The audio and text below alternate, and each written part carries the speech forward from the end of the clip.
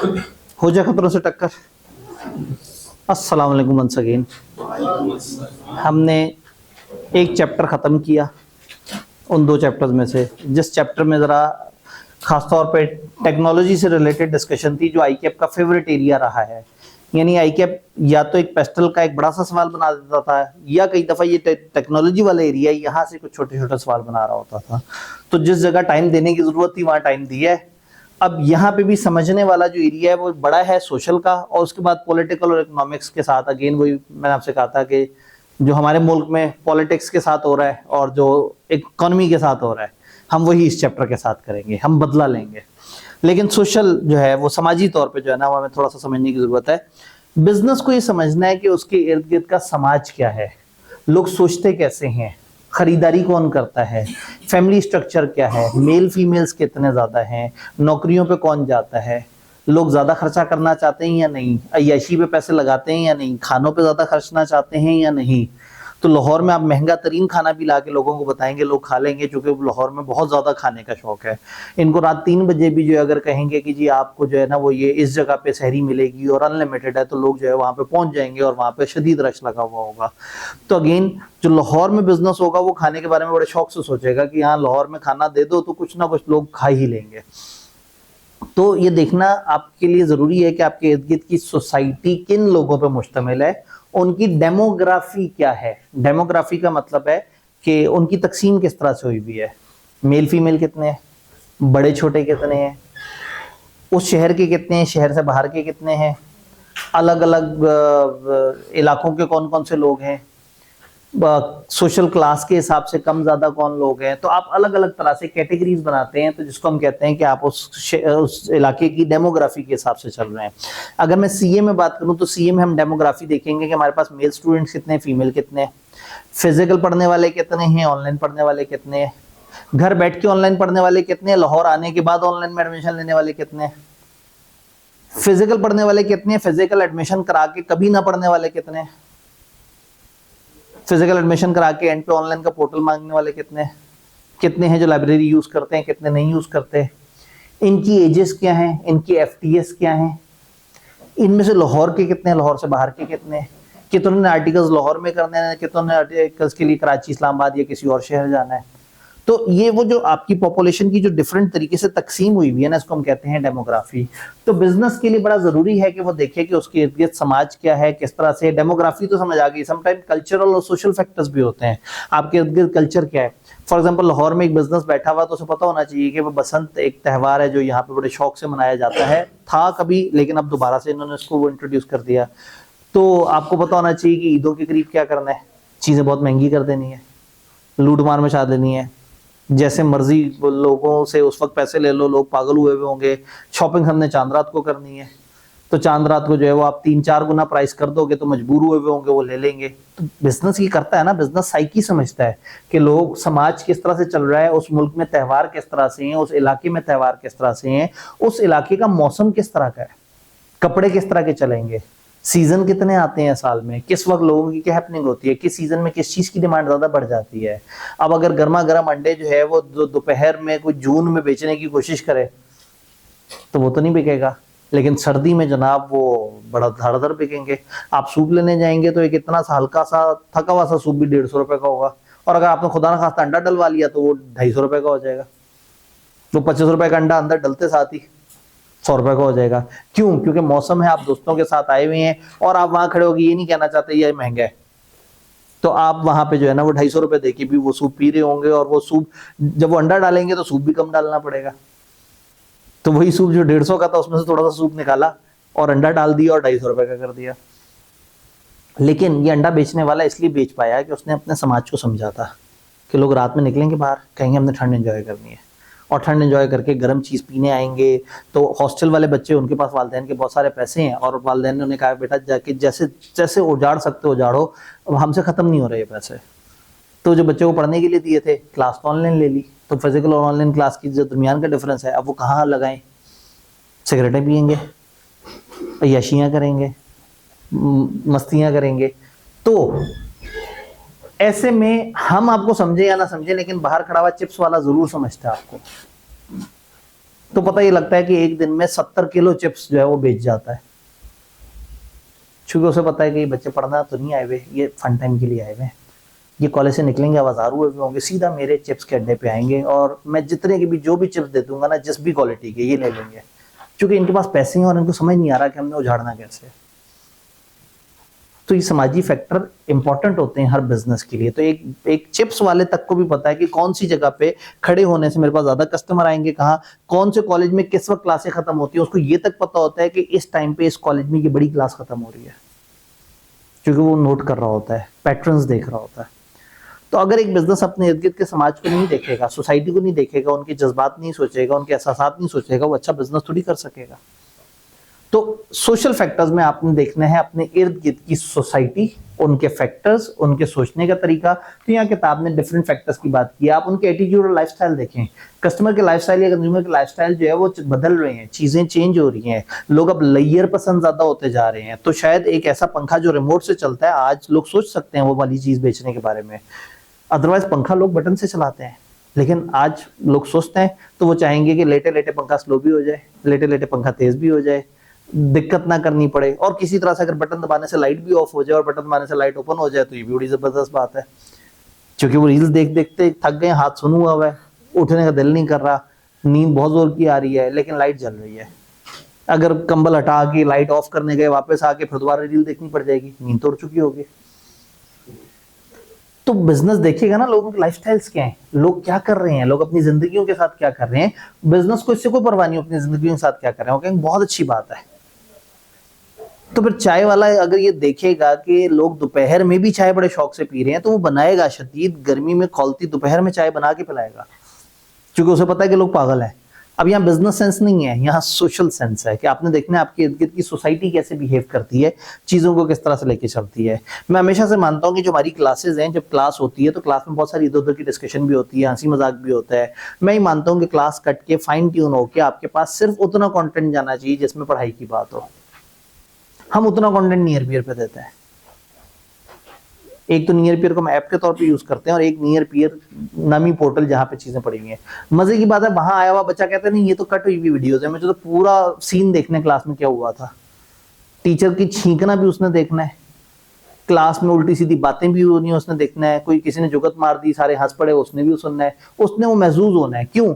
अब इसका दिमाग से ताल्लुक नहीं है। अगर एक बच्चा दिमाग से पढ़ना चाहता है तो उसके लिए नियर पियर पे एडिट हुए हुए लेक्चर जो कि कम पैसों में मिल रहे हैं ज्यादा अच्छे हैं। लेकिन चूंकि समाज, अब हमने समझना होगा बच्चा कैसे सोचता है। बच्चा सोचता है कि मैं कॉलेज तो गया नहीं, तो जो लोग कॉलेज डेली जाके पढ़ रहे थे, जो उन्होंने देखा मैं भी वो देखूं, और उन्होंने तो स्लो देखा, मैं 1.5 पे देखूंगा। तो at any given time near peer से हमारी यहाँ की सेल ज्यादा होती है। इवन सीए फाइनल में प्राइस का अच्छा खासा डिफरेंस है। सेम चीज 6000 की वहां पे आर्टिकल्स वालों की भी और यहाँ 15000 की है, और यहाँ एडमिशन इस वक्त नियर पियर से अच्छा खासा ज्यादा है। क्यों? जब मुझे पता है कि लॉजिकली वो ज्यादा अच्छी है तो मुझे वही चीज बेचनी चाहिए। लॉजिक साइड पे हो गई, कंज्यूमर कैसे चलता है, वो क्या सोचता है।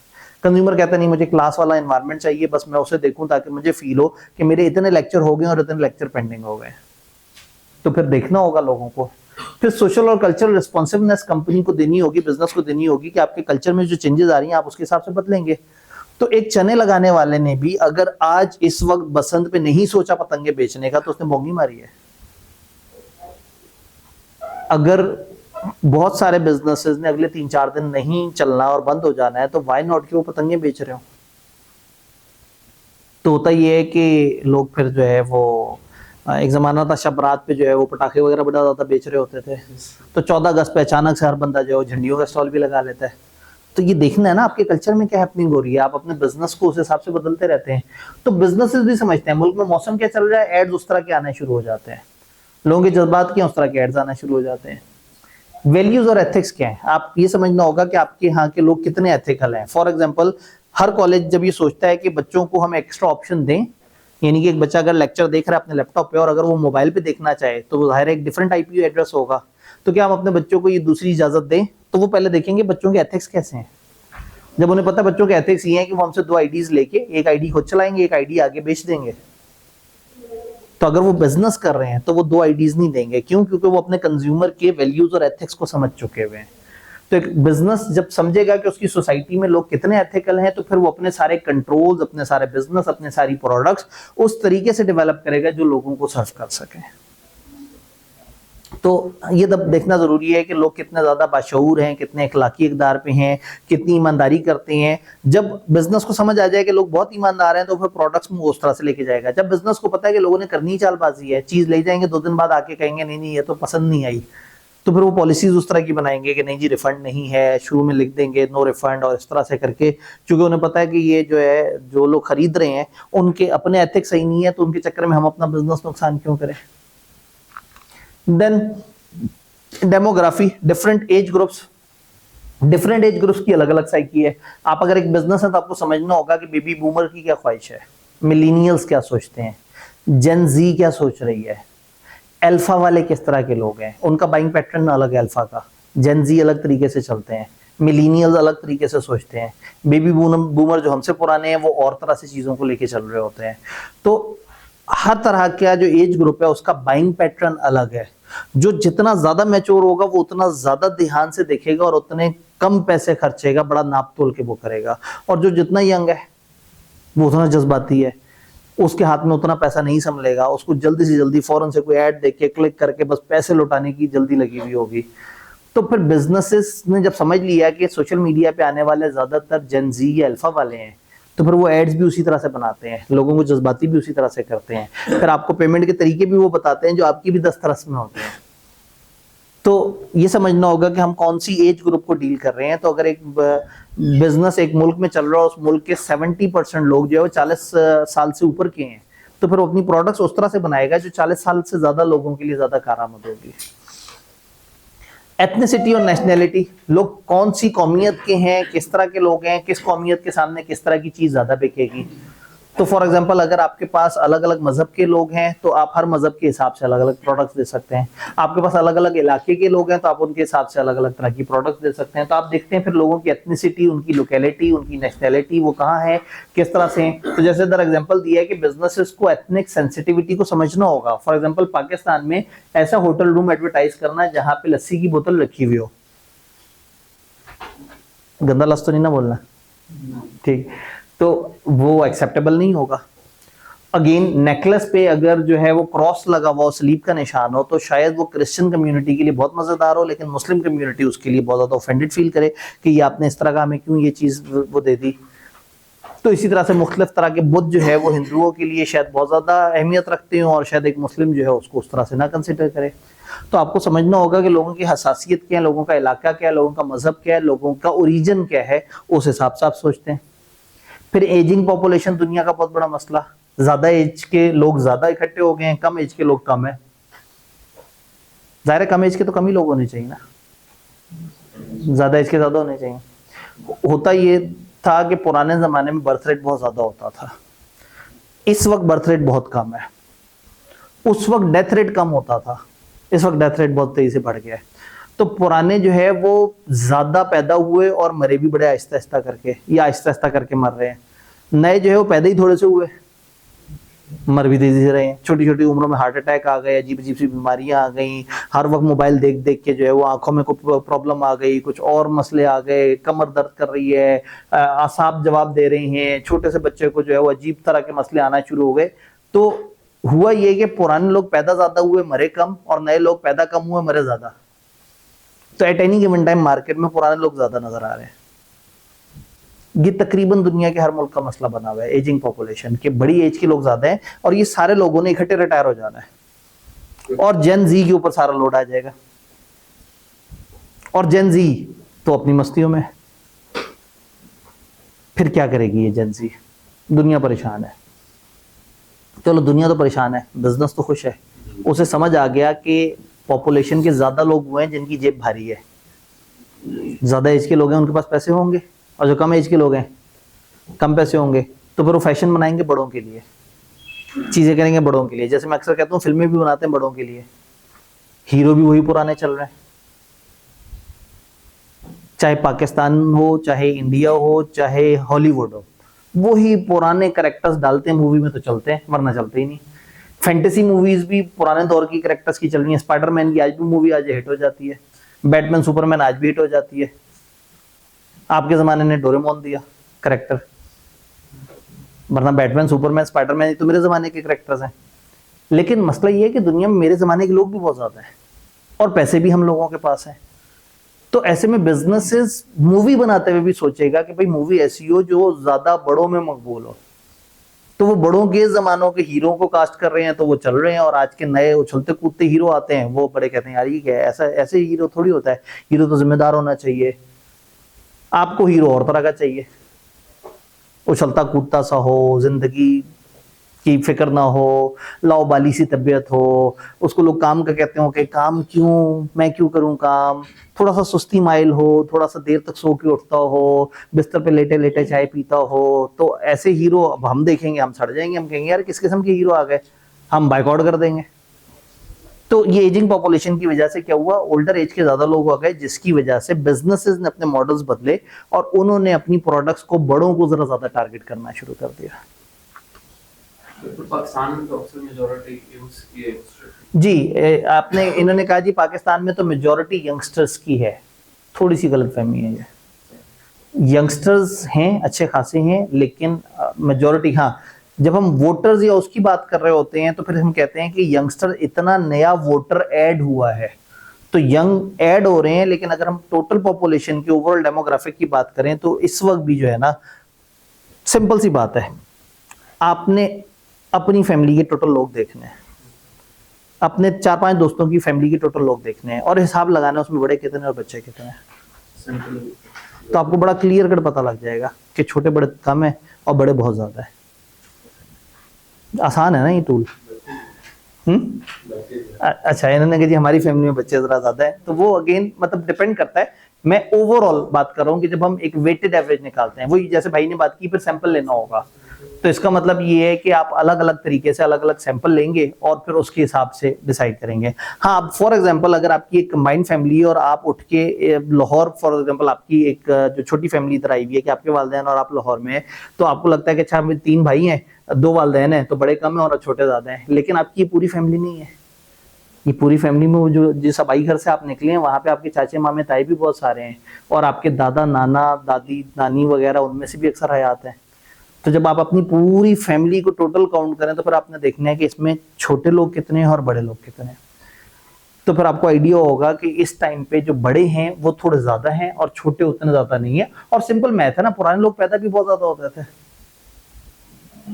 10-10 11-11 बच्चे होते थे। मतलब मेरे से ऊपर की नस्लें जो हैं वो उसमें पता लगता था जी 7 बहन भाई हैं, 8 बहन भाई हैं, 10-11 बहन भाई हैं। फिर हमारी जब नस्ल तक बात आई तो 4-5 बहन भाई का कॉन्सेप्ट होता था। अब अगली नस्ल की बात करें तो 2-3 बहन भाइयों का कॉन्सेप्ट होता है। तो मतलब ये डिपेंड करता है, यानी कि मेरे जो वालिद वगैरह हैं वो तकरीबन कोई 7 बहन भाई थे, हम 4 भाई थे। हम भाइयों में से सबके 2-2 बच्चे हैं। तो कहानी तो माइनस होती नजर आ रही है कि एक नस्ल में 7, अगली में 4, अगली में 2। फिर भी आज के दौर में ओवर पॉपुलेशन क्यों हो रही है? जी ओवर पॉपुलेशन क्यों है, ये एक बड़ा बात ये है कि मैं ये नहीं कह रहा कि बंदे कम है, बंदों के तनासुब की बात हो रही है। अगर 2 करोड़ लोगों के 2-2 बच्चे भी हों तो 4 करोड़ बच्चे तो आ जाएंगे ना।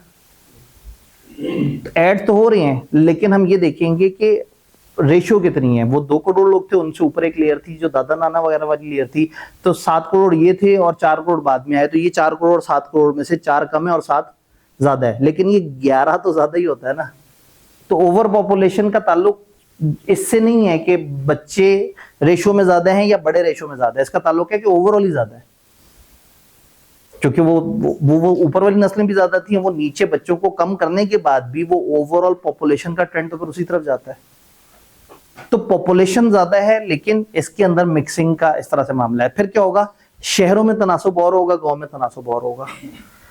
छोटे शहर में तनासुब होगा और होगा, बड़े शहर में तनासुब और होगा। बड़े शहर में जो है वो लोग जो है वो बहुत ही कैलकुलेटिव चल रहे होंगे, छोटे शहरों में उनको कोई परवाह ही नहीं होगी। तो बिजनेसेस समझेंगे।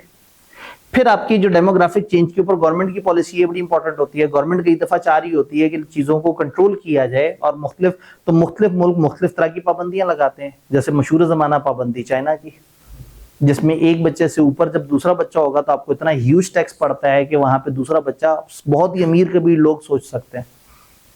तो गवर्नमेंट तो इस हद तक रेगुलेट करती है। हम अपने मुल्क को कहते हैं भाई अगले तो घरों में घुस गए कि बच्चा एक से ज्यादा नहीं होना चाहिए, तो रेगुलेट करने की कोशिश करते हैं। फिर क्या होता है, अचानक से जब उनको काम की जरूरत पड़ती है तो अमेरिका वगैरह इन सबको जो है ना गरीब बस्तियां पाकिस्तान शाकिस्तान जैसी नजर आती हैं, यहाँ से मजदूर बुला लेते हैं और फिर अचानक से उन्हें एहसास होता है कि बाहर वाले ज्यादा हो गए, हम कम हो गए, फिर निकालना शुरू कर देते हैं।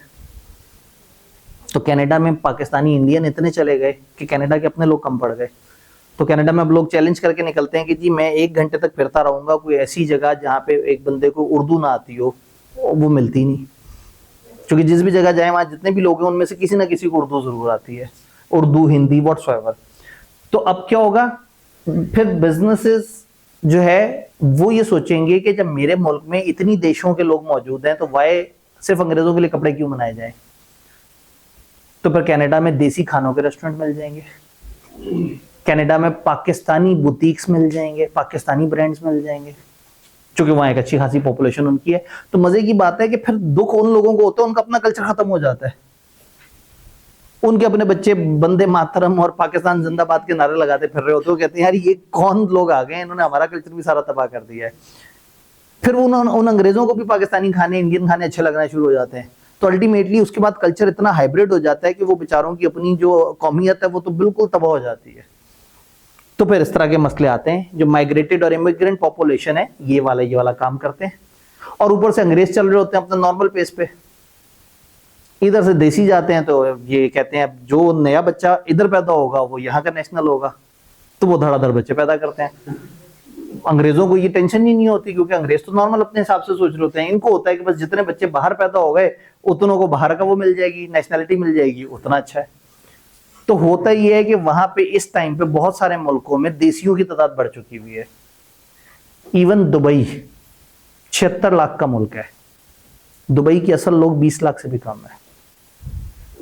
अब सोचें एक मुल्क जिसकी अपनी पॉपुलेशन 20 लाख से कम हो और 55, 57, 58 लाख वहां पे पॉपुलेशन हो दूसरे मुल्कों की आई हुई, तो उनका अपना कल्चर तो खत्म हो जाएगा। तो दुबई में सबसे ज्यादा उर्दू समझी जाती है, फिर इंग्लिश समझी जाती है, बाद में अरबी समझी जाती है, जो असल जो मुल्क की जबान होनी चाहिए थी। तो दुबई का सिंपल सा टोटका है कि आप जाते हुए पहले उर्दू में बात करके देखें, चांस ये है 80% चांस है कि अगला बंदा समझ जाएगा। तो हेल्थ, सोशल इश्यूज में हेल्थ बड़ा इंपॉर्टेंट है। मुल्क के लोग हेल्थ को लेके कितने कॉन्शियस हैं। अगर हेल्थ को लेके कॉन्शियस हैं तो जो बिजनेसेस हैं, जो फार्मास्यूटिकल्स को डील कर रहे हैं, उनके मजे लगने वाले हैं। हॉस्पिटल्स वगैरह, तो हॉस्पिटल्स के बिजनेस, फार्मास्यूटिकल के बिजनेस, वो हेल्थ को लेके इसको देखेंगे। और देन आपको पता है जब आपके मुल्क में लोगों के हेल्थ के बहुत ज्यादा मसले हैं तो वही मसले आपकी वर्कफोर्स को भी होंगे, वही मसले आपके कस्टमर्स को भी होंगे। तो आपको अपनी प्लानिंग करते हुए ये भी देखना होगा कि आपको सिक लीव्स डालनी पड़ेंगी। तो फिर पाकिस्तान में मेजॉरिटी ऑफ द कंपनियों में पहले दिन जो कॉन्ट्रैक्ट दिया जाता है उसमें महीने की 2 सिक लीव्स अलाउड होती हैं। यानी वो मान चुके होते हैं कि इसने महीने में 2 दफा बीमार होना ही होना है, और नहीं हो और छुट्टियां इकट्ठी कर लेते हैं, वो छुट्टियों का इनकैश करा लेता है। सिक लीव, दूसरी लीव का बड़ा मजे का नाम है कैजुअल लीव, एमई की लीव। तो अक्सर लोगों को 2 सिक लीव मिल रही होती हैं, एक आध कैजुअल लीव भी मिल रही होती है, और उसके बाद बाकी छुट्टियां गवर्नमेंट दे देती है। बसंत पे छुट्टी, स्मोक पे छुट्टी, फलाना पे छुट्टी। तो देखना ये है कि उस मुल्क के लोग हेल्थ को लेके क्या कर रहे हैं, वहां के हेल्थ के क्या मामला हैं। तो हेल्थ ओरिएंटेड बिजनेसेस के लिए भी और बाकियों के लिए भी ये हेल्थ एक बड़ा इंपॉर्टेंट पैरामीटर है। देन वेल्थ डिस्ट्रीब्यूशन, दौलत की तकसीम किस तरह से। जब आपको पता है आप एक बिजनेस कर रहे हैं तो आप समझेंगे कुछ अमीर हैं कुछ गरीब हैं, तो अमीरों को अमीरों वाली प्रोडक्ट दें, गरीबों को गरीबों वाली प्रोडक्ट दें। तो वही बीकन हाउस डिफेंस में उसका अलग रेट होता है, और उसी का ही गार्डन टाउन इसमें टाउनशिप में अलग रेट होता है। ब्रांड्स भी अलग अलग बना देते हैं, गरीबों के बच्चों के लिए एजुकेटर बना देते हैं, अमीरों के बच्चों को बीकन हाउस में पढ़ा रहे होते हैं। ज्यादा ऊपर की बहुत ही पॉस्ट क्लास हो, बहुत पैसा आ रहा है, बर्बादन है, बीएनयू में भेज दो। तो अलग अलग तरह से उन्होंने हर क्लास के लिए अलग अलग प्रोडक्ट बनाई हुई होती है, और उस क्लास को उस तरह की प्रोडक्ट के हिसाब से चल रहे होते हैं। तो वेल्थ डिस्ट्रीब्यूशन, जो जिस वेल्थ जोन में है उसके लिए उस तरह की प्रोडक्ट बनाते हैं। अब मैं साथ साथ बिजनेस का भी आपको इम्पैक्ट बता रहा हूँ कि बिजनेस फिर ऑब्वियसली इसको सोचेगा। तो जो लग्जरी घड़ियां बनाने वाले हैं वो फिर ऐसा नहीं है कि जगह जगह अपना ठेला लगा देंगे, वो शहर में एक आध जगह बताएंगे और वहीं पे सारी प्रीमियम घड़ियां रखेंगे और लोग दूर से वहां आएंगे कि भाई हमने यहाँ से जाके खरीदना है। जी बिल्कुल। अब अगेन इन्होंने ये वैल्यू चेन से भी तो रिलेट करता है कि वैल्यू ऐड हो रही है। अब अगेन जिसके पास कम पैसे हैं उसको उस कम पैसों में वैल्यू जीनी है, जिसके पास उससे ऊपर के पैसे हैं उसने उसमें वैल्यू जीनी है। तो अगर आपके पास कुछ पैसे हैं और आप चने खा सकते हैं तो आप चने खा के खुश होंगे। जब आपके पास उससे ज्यादा पैसे होंगे तो आप मुर्गा खा के खुश होंगे। जब उससे ऊपर पैसे होंगे मटन खा के खुश होंगे। उससे ऊपर होंगे किसी होटल में बूफे करके खुश होंगे। उससे ऊपर पैसे होंगे तो किसी ब्रांडेड होटल में जाके हल्की क्वालिटी का गंदा बूफे करके खुश होंगे। तो ये उन्होंने देखना है कि कौन से लोग किस किस तरह की क्लास में उनकी वेल्थ डिस्ट्रीब्यूशन क्या और उसके हिसाब से उस तरह से प्रोडक्ट बना रहे होते हैं। देन एजुकेशन, लोगों का एजुकेशन लेवल क्या है, जिस तरह का उनका एजुकेशन लेवल होगा बिजनेसेस को उसी तरह से उसका फायदा होगा। ज्यादा एजुकेटेड लोगों के लिए ज्यादा अच्छी तरह की प्रोडक्ट बनानी पड़ेगी, उस तरह की प्रोडक्ट बनानी पड़ेगी, उसके फीचर्स बताने पड़ेंगे। जो कम एजुकेटेड है वो उतना बॉदर ही नहीं करेगा। तो फिर अगेन मोबाइल बनाने वाली कंपनी जो है वो एक मोबाइल बनाएगी वो जो बड़ा सोफिस्टिकेटेड होगा, जिसमें फीचर्स की एक लिस्ट होगी जो कि एक पढ़ा लिखा यूजर देख रहा होगा, रैम इतनी है, फलाना इतना है, फलाना इतना है, चिपसेट ये वाला है, फलाना इस तरह से है, तो वो उसको देख के बाय कर रहा होगा। और शायद वही आप एक मजदूर तबके को दे रहे होंगे तो आप बताएंगे इसमें टॉर्च भी है, इसकी बैटरी ज्यादा चलती है, ये बटन वाला मोबाइल है और ये इस तरह से, वो उस चीज पर खुश हो जाएगा। तो लॉ एंड ऑर्डर सिचुएशन, आप जिस भी मुल्क में वहां की लॉ एंड ऑर्डर सिचुएशन क्या है, आपके इर्द गिर्द जो है लोग महफूज कितना फील करते हैं, वहां पे कोई खतरा, टेंशन, परेशानी तो नहीं। तो फॉर एग्जांपल जिन शहरों में चोरी चकारी ज्यादा होती है वहां बिजनेसेस भी ज्यादा डिस्टर्ब रहते हैं। जिन शहरों में कम चोरी चकारी होती है वहां बिजनेस ज्यादा अच्छे तरीके से चलते हैं। तो जिन शहरों में ज्यादा चोरी चकारी होती है मोबाइल कंपनियां बहुत खुश रहती हैं, क्योंकि लोगों में मोबाइल चोरी होंगे और फिर वो आके खरीदेंगे। अच्छा जिसने चोरी की है उसने भी बेचना होगा कहीं, तो यूज मोबाइल की मार्केट उस शहर में बड़ी कमाल चल रही होती है, यहाँ चोरी चकारी बहुत होती है। तो उस बिजनेस के लिए तो अपॉर्चुनिटी आ गई उस लॉ एंड ऑर्डर सिचुएशन की वजह से। तो लॉ एंड ऑर्डर सिचुएशन ऐसी होने की वजह से बिजनेस को भी नुकसान होता है। अगर मुल्क में या शहर में हर वक्त अमन अमान खराब हुआ है, आपको दुकान अक्सर बंद रखनी पड़ रही है, दिन दिहाड़े चोरियां हो रही हैं, डाके डल रहे हैं, आपको सिक्योरिटी पे खर्च करना पड़ेगा, आपको एहतियात ज्यादा करनी पड़ेगी, आपको अपने आप को इंश्योर करवाना पड़ेगा, बहुत सारी कॉस्टें आपकी ऐड हो जाएंगी। तो अगेन ये आपके इर्द गिर्द जो समाज में डिफरेंट चीजें चल रही होती हैं, आप उसके मुताबिक देखते हैं कि आप किस तरफ जा रहे हैं और क्या कर रहे हैं। बात कुछ समझ आई? 4 हो गए। अब पॉलिटिकल और इकोनॉमिक में से पहले कौन सा और बाद में कौन सा? पॉलिटिकल। एक भाई ने कहा एंड पे और बाकी सबने कहा भी जी एंड पे। एंड वाले वोट बढ़ते जा रहे हैं। हाँ जी, ज्यादा वोट है। जो कह रहे हैं पॉलिटिक्स बाद में करें वो जल्दी से हाथ खड़ा कर दें, और जो कह रहे हैं कि इकोनॉमिक्स बाद में, ठीक है। तो इसका मतलब है पहले इकोनॉमिक्स और बाद में पॉलिटिकल, ताकि आप पॉलिटिकल पे उठ के जल्दी से चले जाएं। तो हम पहले इकोनॉमिक्स की तरफ चलते हैं।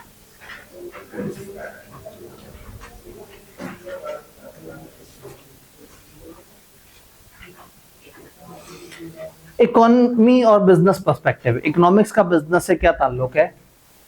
जब भी हम बात करते हैं इकोनॉमिक्स की तो बिजनेसेस के लिए बड़ा इंपॉर्टेंट होता है कि लोगों के पास पैसा कितना पड़ा हुआ है, मुल्क में खुशहाली कितनी है, लोगों की बाइंग पावर कितनी है, लोग अनएम्प्लॉयड तो नहीं है ज्यादा, मुल्क में इन्फ्लेशन कितनी चल रही है, मुल्क में इंटरेस्ट रेट क्या चल रहा है। ये सारे वेरिएबल्स होते हैं जिसकी बेस पे आप डिसीजन ले रहे होते हैं कि आप अपने इस मुल्क में या उस जगह पे जहां आप रह रहे हैं वहां आप चीजों को किस तरह से लेके चलें।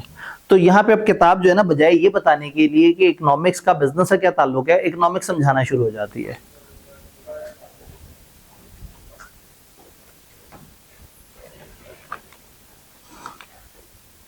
इकोनॉमिक एनवायरनमेंट जो है एक्सटर्नल फैक्टर्स और ब्रॉडर इकोनॉमिक एनवायरनमेंट की बात करती है। इसमें मैक्रो और माइक्रो दोनों तरह की इकोनॉमिक्स होती है। माइक्रो इकोनॉमिक्स का मतलब है जो consumer behaviour, market, environment, competition, इसको डील करता है। ये सारी बातें देखी देखी लग रही हैं, बीआईए में पढ़ी हैं। और मैक्रो इकोनॉमिक्स इसको डील करता है, broad economic factor, entire economy, overall business, पूरा पाकिस्तान। असूलन डिस्कशन यहाँ होनी चाहिए थी, लेकिन पूरे चैप्टर पर डिस्कशन मैक्रो इकोनॉमिक्स पे। क्यों मैक्रो इकोनॉमिक्स को बता रहे हैं कि आपके इर्द गिर्द मुल्क की ओवरऑल जो इकोनॉमिक एनवायरनमेंट है वो आपके बिजनेस के लिए कितनी साजगार हो सकती है। जब हम इकोनॉमिक्स की बात करते हैं तो इकोनॉमिक इंडिकेटर्स आ जाते हैं, जिससे कई दफा पता लगता है कि मुल्क में क्या चल रहा है, क्या हुआ था, मुल्क किस तरफ जा रहा है। कुछ को हम कहते हैं लीडिंग इकोनॉमिक इंडिकेटर, कुछ को कहते हैं कोइंसिडेंट इकोनॉमिक इंडिकेटर, कुछ को कहते हैं lagging economic indicator. Leading economic indicator बताते हैं कि हम कहां जा रहे हैं, कोइंसिडेंट बताते हैं इस वक्त क्या हो रहा है, और लैगिंग बताते हैं हम पे क्या बुरा टाइम गुजरा है।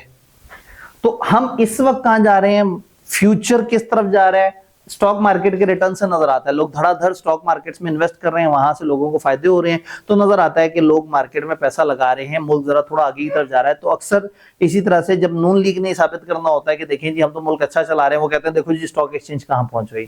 हालांकि उसके पीछे मल्टीपल और फैक्टर्स भी होते हैं, लेकिन बहरहाल ये एक इंडिकेटर जरूर होता है जिससे ये नजर आता है कि हम थोड़ी सी बेहतरी की तरफ जा रहे हैं। बिजनेस पे लोगों का कॉन्फिडेंस, मैन्युफैक्चर के नए ऑर्डर्स आना शुरू हो जाएं, नए लोग मैन्युफैक्चरिंग शुरू कर दें, नई मैन्युफैक्चरिंग कंपनियां आ जाएं, लोग धड़ाधड़ जो है वो काम शाम कर रहे हो, पैसों की सप्लाई नजर आ रही हो, नई बिल्डिंग के परमिट्स बन रहे हो। तो अगर आपने देखना है मुल्क में तरक्की आ रही है या नहीं आ रही, तो आप देखें कि इस वक्त शहर में कंस्ट्रक्शन कितनी हो रही है। अगर शहर में लंबे लंबे से प्लाजे बन रहे हैं, ऊंची ऊंची सी इमारतें बनना शुरू हो गई हैं, तो ये पागल लोग तो नहीं है ना जो करोड़ों रुपया डंप कर रहे हैं। अगर मुल्क के बहुत बुरे हालात हैं तो ये क्यों 7, 8, 10, 12, 15 मंजिला इमारतें क्यों बना रहे हैं?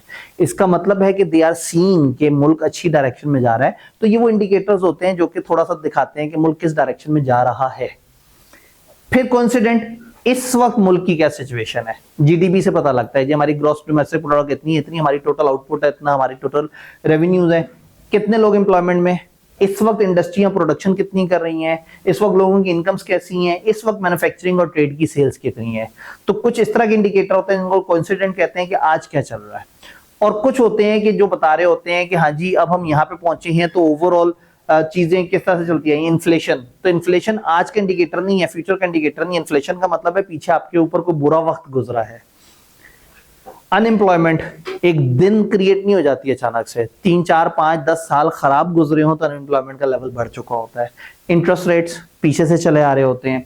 एवरेज इनकम लोगों की, बैलेंस ऑफ ट्रेड वगैरह, ये जो गवर्नमेंट की मुख्तलिफ एक्सपोर्ट इंपोर्ट वगैरह से रिलेटेड डिफरेंसेस होते हैं। तो ये 3 तरह के indicator MCQ point of view से जो है वो आपको पता हो कि हाँ भाई ये इस इंडिकेटर का ये मतलब है, इस इंडिकेटर का ये मतलब है। देन इकोनॉमिक साइकिल होता है। अगर इकोनॉमी नॉर्मल, मतलब ये लाइन है नॉर्मल इकोनॉमी की, अगर इकोनॉमी बेहतर हो रही है तो हम कहेंगे एक्सपेंड कर रही है, टॉप पे पहुंच जाए हम कहेंगे पीक में है, पीक से नीचे जाए तो हम कहेंगे रिसेशन। रिसेशन का मतलब ये नहीं है कि इकोनॉमी गिर रही है, इकोनॉमी हाइट से वापस आ रही है, लेकिन इससे नीचे चली गई तो डिप्रेशन होगा। नॉर्मल से नीचे चली गई तो वो माइनस में चली गई, फिर ट्रफ यानी कि बिल्कुल लोएस्ट लेवल पे पहुंच जाती है, फिर वहां से मार्केट रिकवर होती है, और रिकवर होने के बाद फिर साइकिल पूरा होता है। तो ये ऐसे करके यूं यहां तक जब जाता है तो साइकिल पूरा होता है। Expansion, peak, recession, depression, trough, recovery. तो ये इस तरह से एक इकोनॉमिक साइकिल बनता है जो कि प्रेजेंट कर रहा होता है कि भाई मुल्क किस तरफ जा रहा है। तो किसी भी वक्त मुल्क को अगर बताना हो तो हम कहते हैं जी इस वक्त तो रिसेशन चल रही है, जी इस वक्त तो मुल्क रिकवर कर रहा है, इस वक्त तो जी हम पीक पे चल रहे हैं, इस वक्त तो जो टफ चल रहा है। तो ये डिफरेंट सिचुएशन है, पता नहीं क्यों हमें बता रहे हैं, बस बता रहे हैं। किताब ने इकोनॉमिक्स के बारे में बताना था, उन्होंने छापे लगाए, जो उन्हें मिला उठा के दे दिया। हालांकि शायद एक सफे में बता देते कि डिफरेंट इकोनॉमिक फैक्टर्स को बिजनेस ने सोच के बिजनेस ने डिसीजन कैसे लेना है, लेकिन चूंकि उन्होंने बताया है तो ठीक है, मेरी भी मजबूरी है। स्टॉक मार्केट के रिटर्न, स्टॉक मार्केट जो है उसको एक लीडिंग इंडिकेटर माना जाता है और इसको हम स्टॉक मार्केट इंडेक्स से वो करते हैं। इसमें एक मार्केट कैपिटलाइजेशन होती है, हम मार्केट शेयर प्राइसेस को मल्टीप्लाई कर देते हैं नंबर ऑफ शेयर से, तो हमारे पास मार्केट कैपिटलाइजेशन आ जाती है। इसके 2 मेथड होते हैं, फुल कैप और फ्री फ्लोट। फुल कैप का मतलब ये है कि जितने भी शेयर्स कंपनी ने इश्यू किए उसको हम मल्टीप्लाई कर देते हैं मार्केट वैल्यू से, तो हम कह देते हैं इस कंपनी की फुल कैपिटलाइजेशन इतनी है। और अगर हम फ्री फ्लोट की बात करें तो जितने शेयर्स आजाद हैं, ट्रेड हो सकते हैं, कुछ शेयर्स ब्लॉक हुए हुए होते हैं, कुछ सब्सक्राइबर्स के पास पड़े हुए हैं, कुछ पे मिलियन मार्क हुआ हुआ है, कुछ सिक्योरिटी के तौर पे दिए हैं, तो जितने शेयर्स होते हैं उसको आप मल्टीप्लाई कर देते हैं प्राइस से, तो फिर आपको पता लग जाता है कि अभी मार्केट कैपिटलाइजेशन इस कंपनी की कितनी है। यानी अगर मैंने देखना है कि कंपनी की टोटल वर्थ कितनी है, अक्सर गूगल पे नहीं देख रहे होते इस कंपनी की ये वर्थ है, ये वर्थ है, वो देखते हैं उसके शेयर्स मल्टीप्लाई बाय उसकी मार्केट प्राइस पर शेयर, मल्टीप्लाई करके अंदाजा लगाते हैं कि इस कंपनी को आज कोई मार्केट में आके खरीदेगा तो इतने रुपए उसे देने पड़ेंगे। ये गवर्नमेंट रूटीन में फ्री फ्लोट यूज होता है फुल कैप जी। अब अगेन फ्री फ्लोट यूज होता है या फुल कैप यूज होता है, ये डिपेंड करता है 2 सिचुएशंस पे कि आप किस तरह के इंडेक्स को देख रहे हैं। हर इंडेक्स ने ना अपना अपना एक सिस्टम बनाया हुआ है, जैसे कि जो ऑल शेयर इंडेक्स है, जब सारे शेयर्स की टोटल वो बात होती है तो फिर हम क्या करते हैं, हम फुल कैप मेथड को यूज करते हैं। और जब हम अपने मशहूर KSE 100 इंडेक्स की बात करते हैं तो हम यहाँ फ्री फ्लोट को यूज करते हैं, क्योंकि फ्री फ्लोट एक कैलकुलेट है, फ्री फ्लोट असल पिक्चर बताता है, और जो फुल कैप है वो टोटल। तो अगर आपने पूरी मार्केट को टोटल हर हवाले से समझना हो ऑल इंडेक्स में, तो फिर आप फुल कैप की तरफ जाते हैं। और अगर KSE 100 इंडेक्स की बात करें, KSE कराची स्टॉक एक्सचेंज को कहते थे, तो एक टाइम पे कराची स्टॉक एक्सचेंज ज्यादा सबसे बड़ी एक्सचेंज होती थी, उस पे जो टॉप 100 कंपनियां होती थी उनके शेयर्स पकड़ते थे, और उनके अंदर जो बाइंग एंड सेलिंग के ट्रेंड के हिसाब से हम बताते थे कि मार्केट कहां जा रही है। तो हम इसको KSE 100 इंडेक्स कहते थे, अब हम इसको आहिस्ता आहिस्ता PSX 100 इंडेक्स कहना शुरू हो गए। तो ये मोस्ट रिकॉग्नाइज्ड इंडेक्स है पाकिस्तान का, लार्जेस्ट कंपनीज हम उठाते हैं, और ये तकरीबन 85% ऑफ द टोटल मार्केट को कवर कर रहे होते हैं, और उसकी बेस पे हम अंदाजा लगाते हैं कि इंडेक्स इस वक्त किस तरफ जा रहा है। अब स्टॉक एक्सचेंज के इंडेक्स और बिजनेस डिसीजन का क्या ताल्लुक है? अगर आपको नजर आ रहा है कि इंडेक्स राइज कर रहा है, इसका मतलब है लोगों के पास पैसा है और लोग लगा रहे हैं, पैसा है लगा रहे हैं, मुल्क में पैसा है, मैं बिजनेस करूंगा, मैं बिजनेस चलाऊंगा, लोगों को मेरी चीजें नजर आएंगी तो वो ज्यादा खरीदेंगे। अगेन, अगर लोग स्टॉक एक्सचेंज में पैसा लगा रहे हैं तो शायद मेरी कंपनी में पैसा ना लगाएं, या शायद मुझे लोन के तौर पे ना दें, मेरे शेयर्स तो खरीद सकते हैं वो, लेकिन शायद मुझे लोन देने के लिए उनके पास पैसे ना हो। तो ऐसे में आपको ये नजर आ जाता है कि इन्वेस्टर्स का कॉन्फिडेंस है मुल्क पे, इसका मतलब है मुल्क में इन्वेस्टर मौजूद है, वो पैसे खर्चना चाह रहा है, आप अच्छी चीज ले आओ, आपकी भी बिक जाएगी। इन्फ्लेशन, अफरात-ए-ज़र, महंगाई। अगर इन्फ्लेशन बढ़ रही है तो इसका मतलब ये है कि महंगाई हो रही है। जब महंगाई हो रही है तो क्या होगा, लोग चीजें खरीद नहीं पाएंगे, जब खरीद नहीं पाएंगे तो वो अपने एम्प्लॉयर से कहेंगे भाई मैं चीजें नहीं खरीद पा रहा, मेरी तनख्वाह बढ़ाओ। एम्प्लॉयर जब तनख्वाह बढ़ाएगा तो एम्प्लॉयर की कॉस्ट ऑफ प्रोडक्शन बढ़ जाएगी, जब उसकी कॉस्ट ऑफ प्रोडक्शन बढ़ जाएगी तो फिर एम्प्लॉयर को प्रॉफिट नहीं आएगा। एम्प्लॉयर को प्रॉफिट कैसे आएगा, वो चीज की सेलिंग प्राइस, जब सेलिंग प्राइस बढ़ाएगा तो फिर महंगाई हो जाएगी, और उसकी वजह से कुछ और लोग जो चीज खरीद रहे हैं वो अपने एम्प्लॉयर से कहेंगे कि चीज महंगी हो गई है, उनका एम्प्लॉयर जो है वो कॉस्ट ऑफ सेल बढ़ाएगा। तो ये इन्फ्लेशनरी साइकिल है, ये चलता चला जाता है। समटाइम इन्फ्लेशन की एक एक्सपेक्टेशन होती है, महंगाई इसलिए नहीं होती कि महंगाई हो रही है, इसलिए होती है कि लोगों को लग रहा होता है कि महंगाई होने वाली है। जो चांदी के साथ चल रहा है मुल्क में, लोगों को लगता है कि ये ऊपर जा रही है, तो इससे पहले कि ये ऊपर चली जाए और मैं प्रॉफिट ना ले सकूं, मैं आज इसे खरीद लूं। अब जब इतने लोग खरीदने पहुंचते हैं और बेचने वाले कम होते हैं तो चीज ऊपर चली जाती है। तो इस खौफ में कि महंगी ना हो जाए, लोग इसे महंगा कर देते हैं। इसको हम कहते हैं इन्फ्लेशनरी एक्सपेक्टेशन, जिसमें समटाइम एक एक्सपेक्टेशन की वॉर शुरू हो जाती है, इंटरनेशनल मार्केट में कुछ और रेट चल रहा होता है और लोकल मार्केट एक अलग ही दुनिया में बह रही होती है। क्योंकि सबको ये होता है कि बस मैं जल्दी से जाऊं, अपने हाथ साफ करके उसमें से मैं प्रॉफिट कमाऊं और मैं बाहर निकल आऊं। उसके बाद मार्केट क्रैश करती है, लोगों को हार्ट अटैक हो जाते हैं, फिर वो परेशान हो जाते हैं, फिर उनमें से कुछ फौरन सेल कर देते हैं, कुछ कहते हैं नहीं है मार्केट दोबारा ऊपर जाएगी, और फिर वो दुआ करना शुरू कर देते हैं अल्लाह महंगाई हो जाए। इन्फ्लेशन, इन्फ्लेशन में बिजनेस क्या करे? जब चीजें इन्फ्लेट हो रही हैं, महंगाई ज्यादा हो रही है, तो फिर बिजनेस को अपनी लो कॉस्ट प्रोडक्ट्स निकालनी पड़ती हैं, लो प्राइस पैकिंग्स वो करनी पड़ती हैं। तो होगा ये कि भाई अगर डेयरी मिल्क जो है वो 30 रुपए की होती थी, तो अभी लोग 30 रुपए से ज्यादा नहीं दे सकेंगे। आप रखें 30 रुपए की, लेकिन उसमें डेयरी मिल्क की क्वांटिटी आधी कर दें। तो पहले 30 रुपए में एक अच्छी तगड़ी सी चॉकलेट होती थी, अब एक छोटी सी स्टिक सी आती है जिसको आप हाथ में पकड़े तो आपको महसूस भी नहीं होता कि आपने कोई चीज पिक की हुई है। तो बिजनेस को क्या करना पड़ता है, अपनी प्रोडक्ट के लोअर वर्जन लॉन्च करने पड़ते हैं, ताकि उस इन्फ्लेशन में कहीं ना कहीं लोगों को वो संभाल सकें। कुछ बिजनेसेस को डिस्काउंट देने पड़ते हैं, ताकि वो एक अच्छे टाइम का इंतजार करते हैं, जब लोगों की कुव्वत खरीद बेहतर हो, तब वो चीजों को ज्यादा बेहतर तरीके से चला सकें। तो इन्फ्लेशन से रिलेटेड किताब में काफी सारी इसी तरह की बातें हैं, और ये फिर इन्फ्लेशन को करें। इन्फ्लेशन से एक प्रॉब्लम ये भी होता है कि आपकी नेशनल इनकम भी बढ़ी हुई नजर आ रही होती है। फॉर एग्जाम्पल, जब मुल्क में महंगाई होगी तो हर चीज ही महंगी हो जाएगी। जब हर चीज महंगी हो जाएगी तो लगेगा मुल्क तरक्की कर रहा है, तो पता ही लगेगा कि जी PIA ने पिछले साल की निस्बत अगले साल 50 अरब रुपए की ज्यादा रेवेन्यू कमाया। आप बड़े खुश हो जाएंगे, यार PIA बड़ा ग्रो कर रहा है। पता लगेगा कि अगले साल टिकटें उतनी ही बेची, लेकिन पहले टिकट होती थी 18,000 की, अब टिकट हो गई 40,000 की, जिसकी वजह से उसने 50 अरब रुपए ज्यादा वो कर लिया, रेवेन्यू कमा लिया। तो टेक्निकली मुल्क ने ग्रो नहीं किया था, लेकिन इन्फ्लेशन बढ़ने की वजह से आपको लगा कि जी PIA का रेवेन्यू तो 50 अरब रुपए से ज्यादा तजावुज कर गया है। तो इन्फ्लेशन फिर आपको गलत पिक्चर दिखाना शुरू कर देती है। इंटरेस्ट रेट, इंटरेस्ट रेट क्या चीज होता है? मार्केट में बाइंग के ऊपर जो एक, जब आप एक लोन लेते हैं तो उसके ऊपर कुछ उन्होंने तय किया होता है कि इतने फीसद आपको सूद देना पड़ेगा। नॉर्मली मुल्क में काइबोर की परसेंटेज होती है, Karachi inter bank offer rate, जिससे हम इसको रिप्रेजेंट करते हैं। समटाइम कुछ और इसके पैरामीटर्स भी हैं। अगर इंटरेस्ट रेट बढ़ रहा होता है, इसका मतलब ये है कि now banks are charging more on loans.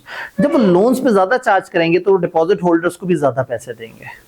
अगर इंटरेस्ट रेट मुल्क में 22% चल रहा होगा तो डिपॉजिट वालों को भी 18-19% मिल रहा होगा। तो फिर जब लोगों को पता लग जाएगा इंटरेस्ट रेट हाई है, तो लोग अपना पैसा उठा के बैंकों में रखना शुरू कर देंगे ताकि उनको ज्यादा इंटरेस्ट मिले। और जो बिजनेस मैन्युफैक्चरर थे, जो लोन लेते थे, काम करते थे और इंटरेस्ट अदा करते थे, जब उनके लिए लोन महंगा हो जाएगा तो वो लोन नहीं लेंगे। जब वो लोन नहीं लेंगे, मैन्युफैक्चरिंग नहीं करेंगे। जब मैन्युफैक्चरिंग नहीं करेंगे तो चीज कम कॉस्ट में अवेलेबल नहीं होगी। जब कम कॉस्ट में अवेलेबल नहीं होगी, महंगाई होना शुरू हो जाएगी। तो इंटरेस्ट रेट जब हाई होता है तो इससे काफी ज्यादा नुकसान होता है। इंटरेस्ट रेट जब लो हो जाता है तो फिर क्या होता है, बिजनेस ज्यादातर लेंडिंग करता है, वो लैंडिंग हासिल करता है और अपने बिजनेस में लगाता है। तो अगर इंटरेस्ट रेट 6-7% हो तो हर बिजनेस ये कहेगा मैं अपना पैसा क्यों लगाऊं, मैं गवर्नमेंट से पैसा पकड़ के, बैंक से पैसा पकड़ के लगा दूं और उसको मैं कम पैसे में देने होंगे। अच्छा, जो बैंक में पैसे जमा करा रहे थे वो भी डिस्करेज हो जाएंगे, क्योंकि बैंक में जब पैसा पड़ा हुआ होगा उस पर 4% इंटरेस्ट मिलेगा। तो वो कहेंगे यार बैंक में पैसा लगाने से बेहतर है स्टॉक एक्सचेंज में लगा दो, चांदी में लगा दो, कारोबार में लगा दो। गवर्नमेंट इंटरेस्ट रेट को नीचे करते करते करते 10% के आसपास ले आई। ये तकरीबन जो है, ये इससे पिछला जो एरा था हमारा पॉलिटिकल एरा, उसमें ये 21-22% पे पहुंच गया था, जिसकी वजह से जीना बड़ा मुश्किल हो गया था। तो पीडीएम के दौर में भी उन्होंने इस पर कोशिश की, लेकिन बात नहीं हुई। अब आहिस्ता आहिस्ता आहिस्ता आहिस्ता ये इसको नीचे लाते लाते 10-11% पे ला चुके हैं और जो अगला टारगेट है वो 9% से नीचे ले जाने का है। उससे क्या होता है, इकोनॉमिक एक्टिविटी होती है मुल्क में। लोग फिर क्या करते हैं, फिर बैंकों में पैसा नहीं रखते, फिर बैंकों से पैसा लेके इन्वेस्ट करते हैं। अब लोग बैंक से पैसा लेके इन्वेस्ट कहां कर रहे हैं, चांदी में, प्लॉट्स में। तो वो जो एक कारोबारी एक्टिविटी जनरेट होनी चाहिए थी वो नहीं हुई। बैंक से पैसा पकड़ा, स्टॉक एक्सचेंज से शेयर खरीद लिए। तो मुल्क में अगेन फीलिंग ये आएगी जैसे मुल्क ग्रो कर रहा है, लेकिन मुल्क एक्चुअल में उस तरह से ग्रो नहीं कर रहा। मुल्क तब ग्रो करेगा जब हम लोग मैन्युफैक्चरिंग कर रहे होंगे, जब हम चीजें बना रहे होंगे। अगर हम बनी बनाई चीज उठा के और आगे उसको दे देते हैं तो हमने कोई कमाल नहीं किया। तो मैन्युफैक्चरर जब लोन पकड़ेगा और उस लोन के ऊपर काम करेगा और कम इंटरेस्ट पे करेगा तो वहां से बेनिफिट होगा। लेकिन अब मैन्युफैक्चरर को भी समझ आ गया कि भाई मैं क्यों इतना खर्चा करूं, मैं बिजली पानी गैस वगैरह पर खर्चा करूं, एंड पे बचे भी कुछ नहीं। चाइना से माल मंगवाओ और दुबई भेज दो, खत्म कहानी। तो इंपोर्टर बढ़ गए। जब इंपोर्टर बढ़ गए, आप एक्सपोर्ट करेंगे तभी जब इंपोर्ट करेंगे, आप तो बना नहीं रहे। तो जब इतनी ज्यादा इंपोर्ट करेंगे, डॉलर कंट्रोल नहीं होगा, मुल्क का बैलेंस ऑफ पेमेंट आउट हो जाएगा। Eight any given time Pakistan ने दूसरे मुल्कों को ज्यादा पैसे देने होंगे और लेने कम होंगे, फिर मुल्क में बहरान आएगा। तो इकोनॉमिक्स ऐसी चीज है कि गवर्नमेंट्स इसको नहीं हैंडल कर पा रही होती है। एक फैक्टर को संभालते हैं, दूसरा आउट हो जाता है, दूसरे को संभालते हैं, तीसरा आउट हो जाता है। तो इंटरेस्ट रेट में फिर इसी तरह से ये सारी बातें कि लोग कब सेव करेंगे, कब स्पेंड करेंगे, ये सारी कहानी इंग्लिश में लिखी हुई है। मैंने ज़बानी थोड़ा सा तेज तेज आपको बताने की कोशिश की है। अनएम्प्लॉयमेंट ज्यादा होने का मतलब है लोग मुश्किल में। लोग मुश्किल में है का मतलब है कि वो कम खरीदेंगे। वो कम खरीदेंगे मतलब आपकी सेल कम होगी। दूसरी तरफ अगर लोग अनएम्प्लॉयमेंट में, तो बिजनेस को एचआर सस्ते में मिल जाएगा, अच्छा टेक्निकल कंपिटेंट आदमी कम पैसों में मिल जाएगा। तो एक तरफ से अनएम्प्लॉयमेंट का बिजनेस को फायदा होता है, लेकिन दूसरी तरफ से उसको अनएम्प्लॉयमेंट का नुकसान होता है। तो अनएम्प्लॉयमेंट कभी भी एक हेल्दी चीज नहीं है और माशरे में हमेशा इससे चोरियां चकारियां बढ़ेंगी, लोग बेमानियां करेंगे, लोग पैसे कमाने के गलत तरीके इस्तेमाल करेंगे। तो एक अच्छा मुल्क वो होता है जहां पे एम्प्लॉयमेंट का लेवल अच्छा होता है, क्योंकि एम्प्लॉयमेंट होती है तो पैसा आता है, पैसा जनरेट होता है, डिफरेंट हाथों में घूमता है, मुल्क में एक इकोनॉमिक एक्टिविटी होती हुई नजर आती है। तो अनएम्प्लॉयमेंट से रिलेटेड ये वाली बात। बैलेंस ऑफ पेमेंट, पूरे पाकिस्तान ने पूरे किसी और मुल्क के, पूरे चाइना के कितने पैसे देने हैं और पूरे पाकिस्तान ने पूरे चाइना से कितने पैसे लेने हैं। एक बैलेंस ऑफ ट्रेड होता है, मैं उसका जिक्र नहीं कर रहा, मैं जिक्र कर रहा हूं बैलेंस ऑफ पेमेंट का। बैलेंस ऑफ ट्रेड होता है पाकिस्तान ने चाइना को एक्सपोर्ट कितनी की, पाकिस्तान ने चाइना से इंपोर्ट कितनी की। तो पता ये लग गया कि पाकिस्तान की इतनी एक्सपोर्ट है माइनस इतनी इंपोर्ट है, तो ये नेट हमारा बैलेंस ऑफ ट्रेड है जो पॉजिटिव होना चाहिए। एक्सपोर्ट ज्यादा हो, इंपोर्ट कम हो, तो ही एक मुल्क अच्छा कहलाएगा कि ये ज्यादा एक्सपोर्ट करता है और इंपोर्ट कम करता है। बैलेंस ऑफ पेमेंट में सारी पेमेंट्स आ जाती हैं। जो हमारे मुल्क ने दूसरे मुल्क को लोन की मद में पैसे देने हैं, हमारे लोगों ने उधर जाते हुए जो अपने वीजे लगवाने हैं, जो वहां की यूनिवर्सिटियों में एडमिशन लेनी है, मतलब वो सारा आउटफ्लो जो पाकिस्तान से जाएगा बाहर और वो सारा इनफ्लो जो बाहर से पाकिस्तान में आएगा। तो बैलेंस ऑफ पेमेंट जो है वो आहिस्ता आहिस्ता एक मुल्क को खराब कर रहा होता है, क्योंकि हमारे पास एक खास लिमिट में करेंसी है। तो हम कितने स्टेबल हैं वो उस करेंसी से मैयर नहीं होगा, वो मैयर होगा हमारे पास डॉलर कितना पड़ा हुआ है, वो इंटरनेशनल करेंसी जो कि दुनिया में ज्यादातर मेजरमेंट के तौर पर इस्तेमाल होती है। तो अगर एट एनी गिवन टाइम मेरा बैलेंस ऑफ पेमेंट है $4 बिलियन नेगेटिव में, यानी हमने दुनिया से जितने पैसे लेने होते हैं और हमने दुनिया को जो पैसे देने होते हैं, तो देने वाले $4 बिलियन ज्यादा है, और मेरे पास खजाने में पड़े हुए $20 बिलियन, तो क्या होगा अगले साल खजाने में $16 बिलियन रह जाएंगे, उस अगले साल $12 बिलियन रह जाएंगे। तो क्या होगा, आपका खजाना कम होते होते जैसे हम एक दफा डिफॉल्ट के बिल्कुल करीब उसे छू के पहुंचे कि हमारे फॉरेन रिजर्व्स तकरीबन खत्म होने वाले हो गए थे। उसके बाद क्या हुआ, फॉरेन रिजर्व्स की बिल्डिंग वगैरह पे तो काम शुरू हुआ, लेकिन लोग धड़ाधड़ दूसरे मुल्क जाना शुरू हो गए। जब दूसरे मुल्क जाना शुरू हो गए तो उस टाइम पे वीजे, पासपोर्ट, दूसरे मुल्क के खर्चे, वहां का जो आपका जो एम्प्लॉय वीजा है उसके खर्चे, वहाँ की जो टिकट्स वगैरह हैं, वहाँ पे जो हमारे बच्चे पढ़ने चले गए तो वहाँ की यूनिवर्सिटियों के सारे पैसे यहाँ से वहाँ जाना शुरू हो गए, हमारा बैलेंस ऑफ पेमेंट काबू में नहीं रहा। लेकिन अब एक बड़ी तादाद में लोग बाहर जाके और अब वहां से पाकिस्तान अपनी फैमिलियों को पैसे भिजवाना शुरू हो गए। तो अब क्या हो रहा है कि अब हमारा जो करंट अकाउंट है वो काफी बेहतर होना शुरू हो गया और हमारे पास एक अच्छी अमाउंट में रिजर्व आना शुरू हो गए हैं। तो अब हमारे वो रिजर्व जो कि बड़ी खराब हाथ पे चले गए थे वो दोबारा से बिल्ड होना शुरू हो गए। तो बैलेंस ऑफ पेमेंट जो है वो ये सिनेरियो है। अब इस बैलेंस ऑफ पेमेंट से बिजनेस का क्या ताल्लुक है, किताब ने ज्यादा बताने की बहुत ज्यादा कोशिश उस तरह से नहीं की, लेकिन ये जरूर समझ लें कि अगर आपके मुल्क का बैलेंस ऑफ पेमेंट खराब हुआ हुआ है तो वो कोशिश करेंगे कि पैसा बाहर ना जाए। बाहर ना जाए तो क्या करेंगे, वही जो मैंने अभी आपको बताया, 4% कन्वर्जन पे लगाएंगे, 5% एडवांस टैक्स रखेंगे, फिर एफईडी रखेंगे। तो फॉरेन पेमेंट्स आपकी इतनी महंगी हो जाएंगी कि आप कहेंगे यार छोड़ो मैं लोकल ही कर लेता हूँ ये वाला काम। तो फिर वो क्या करेंगे, इंपोर्ट्स पे पाबंदियां लगाएंगे, मुख्तलिफ तरह की प्रॉब्लम्स क्रिएट करेंगे, एक्सपोर्ट्स को प्रमोट करेंगे, फायदा देंगे। तो बिजनेस को चाहिए कि ऐसी सिचुएशन में जब मुल्क परेशान है तो आप एक्सपोर्ट्स की तरफ ज्यादा ध्यान दे और इंपोर्ट की तरफ कम ध्यान दे, बाहर के एक्सपेंडिचर कम कर ले और पाकिस्तान के एक्सपेंडिचर बढ़ा ले, बाहर की इनकम बढ़ा ले, बाहर से पैसे पाकिस्तान मंगवाए और यहाँ खर्चे करे। तो इनकम हो डॉलर में और खर्चा हो पीकेआर में, तो फिर बिजनेस बड़े अच्छे तरीके से चल सकता है। जो हमारी बहुत सारी ऑनलाइन ये जो फर्म्स हैं ये काम कर रहे हैं कि यहाँ बैठे बैठे हम दूसरे मुल्कों का काम करते हैं, वहां से हमारे पास पैसे बाहर की करेंसी में आते हैं और यहाँ हमारे खर्चे जो हैं वो पीकेआर में हो रहे होते हैं। तो ये वाले बिजनेस इस वक्त काफी ज्यादा फ्लरिश कर रहे हैं। जीडीपी, अब किताब समझाई जा रही है इकोनॉमिक्स। जीडीपी आपने पढ़ा होगा बचपन में, इसका फार्मूला होता है C+I+G+X-M, यानी कि कंजम्पशन आप कितनी कर रहे हैं, आप स्पेंड कितना हो रहा है लॉन्ग टर्म एसेट्स वगैरह पे, गवर्नमेंट की स्पेंडिंग कितनी है, एक्सपोर्ट्स कितनी है, इंपोर्ट कितनी है। यानी मैंने देखना है कि एक मुल्क की क्या जीडीपी है, तो मैं देखूंगा वहां पे लोग कितने गुड्स और सर्विसेज खरीद रहे हैं, वहां लोग कितनी इन्वेस्टमेंट्स कर रहे हैं, वहां गवर्नमेंट कितना खर्चा कर रही है और उनका बैलेंस ऑफ ट्रेड, इन दोनों को नेट करके हम देख लेंगे। तो ये चारों चीजों को जब इकट्ठा देखेंगे तो पता लगेगा हमारी इकोनॉमिक एक्टिविटी क्या है। इकोनॉमिक एक्टिविटी या जीडीपी को मेजर करने के 3 तरीकों में से एक ये तरीका है जो कि काफी ज्यादा पॉपुलर है, कि जिसमें हम कहते हैं कि जी आप ये देखिए कि आपका कितना कितना एक्सपेंडिचर हो रहा है। एक इनकम अप्रोच भी होती है जिसमें हम देखते हैं पूरी इकोनॉमी इनकम कितना कमा रही है। एक तीसरी अप्रोच होती है आउटपुट अप्रोच, हम देखते हैं पूरे पाकिस्तान ने ओवरऑल कितना मैन्युफैक्चर किया, कितने गुड्स और सर्विसेज सप्लाई किए, उसकी बेस पे हम जीडीपी देखते हैं। जीडीपी सारे सेक्टर से देखा जाता है, प्राइमरी यानी कि ग्रोअर वगैरह, सेकेंडरी यानी कि मैन्युफैक्चर और टर्शरी यानी कि सर्विसेज। तो जहां रिसोर्सेज होते हैं फर्स्ट लेवल पे प्राइमरी है, जहां उन रिसोर्सेज को मैन्युफैक्चरिंग में कन्वर्ट किया जाता है वो सेकेंडरी, और जहां सर्विसेज होती हैं तो वो टर्शरी। ये तीनों सेक्टर्स को देखा जाता है कि चीजें किस तरह से चल रही हैं। किताब इंफॉर्मेशन की प्लॉटिंग करती जा रही है। जीडीपी नॉमिनल या रियल दोनों टर्म्स में मेजर हो सकता है। अगेन वही इन्फ्लेशन वाला मसला कि जब आप जीडीपी को देखेंगे तो जीडीपी में भी एक ही होगा कि पाकिस्तान ने गुड्स कितने बनाए मल्टीप्लाई बाय रेट, पता लगा गुड्स पहले से कम बनाए, रेट ज्यादा हुआ था, तो जब आपने जीडीपी को देखा तो आपको लगा जीडीपी ग्रो करके।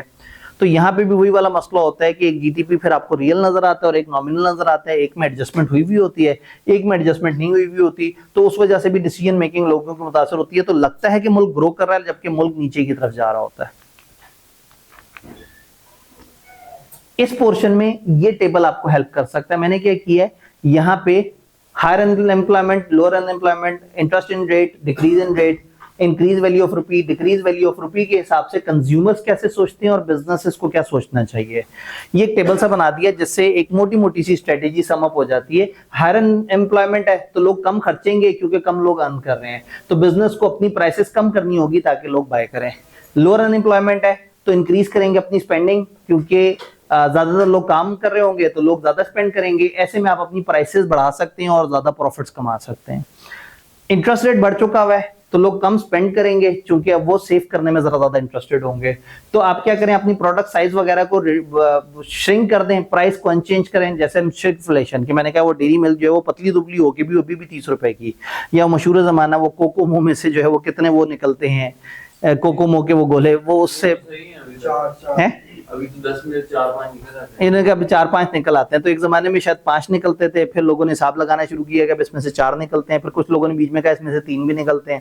5 वाला होता है, ये 5 से 10 पे की जी, 5 से 10 पे और कीमत 5 से 10 हो गई, और गोले अभी सेम है अंदर, क्वालिटी भी कम हो गई, प्राइस भी बढ़ गई। तो वो देखिए फिर इस तरह के मसले मसाइल आते हैं। डिक्रीज इंटरेस्ट रेट हो तो लोग ज्यादा स्पेंड करेंगे, क्योंकि सेव करने का फायदा कोई नहीं, बैंक से उधार लेंगे, धड़ाधड़ गाड़ियां खरीदेंगे, धड़ाधड़ घर खरीदेंगे ज्यादा से ज्यादा। फिर एक मसला ये भी होता है कि जब आप इतना इंटरेस्ट रेट कम कर देते हैं तो लोग क्या करते हैं कि आर्टिफिशियल लाइफ गुजारना शुरू कर देते हैं। उनको हर चीज अफोर्डेबल लग रही होती है। अच्छा पैसे नहीं है, कोई बात नहीं, बैंक से पकड़ो, किस्तों पे हो जाएगा, 5 साल 7 साल 10 साल 25 साल अदा कर देंगे। हाउस लोन 25-25 साल तक चले जाते हैं। तो जिस वक्त रेट कम होता है तो लोग पकड़ के हाउस लोन की बेस पे घर खरीद लेते हैं। उन्हें पता है घर ने महंगा होना है, बैंक को अदा करते रहते हैं। जब घर ज्यादा महंगा हो जाता है, घर बेच के बैंक के पैसे टिका के और अपना प्रॉफिट भी बना लेते हैं। तो लोग है ना, उन्होंने तो कहीं ना कहीं अच्छे तरीके से चलते रहना है। तो रुपए की वैल्यू कम हो रही है, ज्यादा हो रही है, तो अगेन आपकी इंटरनेशनल बाइंग कम हो जानी चाहिए, बढ़ जानी चाहिए।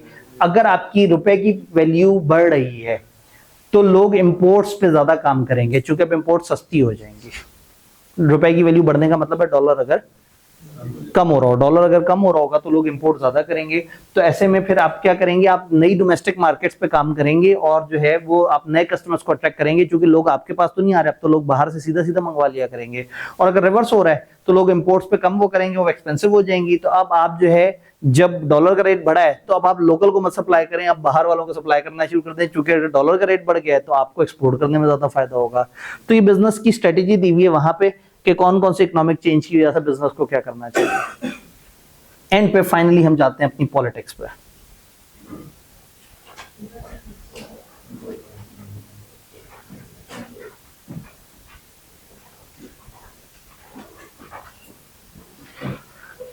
पॉलिटिकल एनवायरनमेंट और बिजनेस। एक बिजनेस सही में सफर करता है अपने मुल्क की पॉलिटिक्स की वजह से, मुल्क में पॉलिटिकल सिचुएशन की वजह से, पॉलिटिकल ग्रुप की वजह से एक ओवरऑल मतलब पूरा मुल्क तबाह हो जाता है अगर एक गलत जो है वो पॉलिटिकल ग्रुप आ जाए।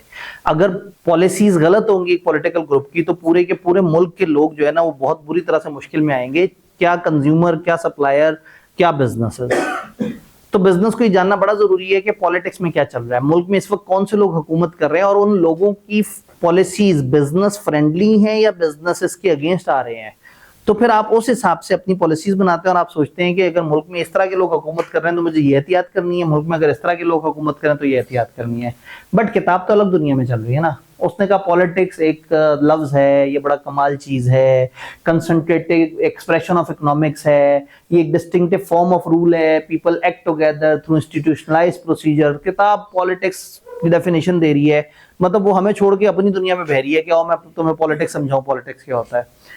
पॉलिटिकल सेटअप किसी भी कंट्री में डिपेंड करता है वो आपकी पॉलिटिकल आइडियोलॉजी क्या है, वो किस तरह के लोग हैं, वो गवर्नमेंट को पावर देना चाहते हैं या लोगों को पावर देना चाहते हैं, वो डिक्टेटर टाइप के हैं या डेमोक्रेटिक टाइप के ज्यादा लोग हैं, पहले से कौन से लॉज एंड रेगुलेशंस चल रहे हैं, वहां पे सोशल रिलीजियस कंस्ट्रेंट्स क्या है, वहां पे मजहब, सोसाइटी, समाज, ये लोग कितना ज्यादा एक्ट करते हैं, ऑपोजिशन कितनी है और उनके इकोनॉमिक एजेंडास क्या हैं। एक अच्छा सक्सेसफुल बिजनेस मैनेजर बनने के लिए आपको कंसिडरेशन में रखना होगा जो पॉलिटिकल एनवायरनमेंट है, और फिर आप उस पॉलिटिकल एनवायरनमेंट के हिसाब से आप अपॉर्चुनिटी को ग्रैब करेंगे।